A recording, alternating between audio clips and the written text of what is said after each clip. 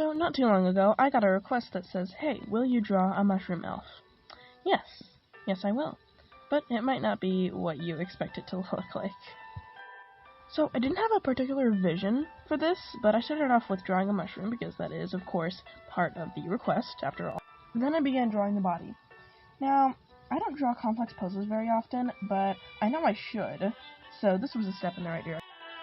Now, I'm really glad I got this request, because elf ears are one of my absolute favorite things to draw on characters.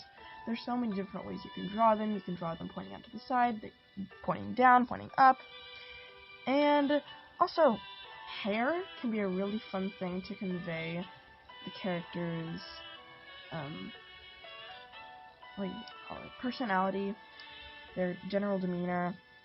For this particular drawing, her hairstyle was originally going to be like a soft, small, pretty normal, like afro style, but then it turned into like a wispy, poofy, massive, like, balloon around her head, and it looked very punk rockish, so I wanted to lean into that just a little.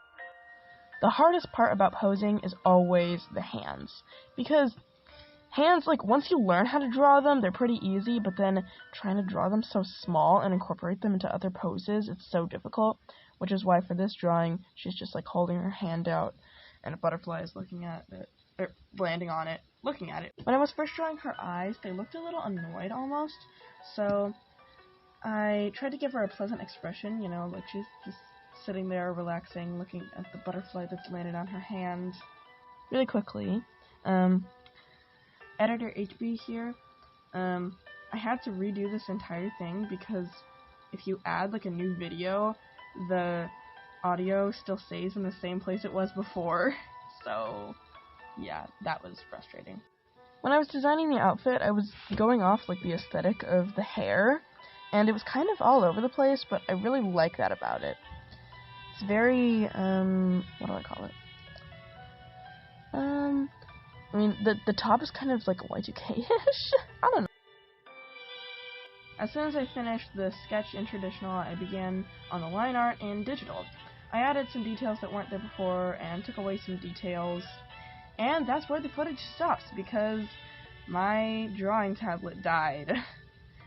But I found a backup, thankfully. I had to redo some things, but it all worked out in the end. Very thankfully. When I started coloring, I wanted to tie everything together, but also make it pretty colorful, and it ended up being kind of clashy, but I absolutely love it. I hope you like it too.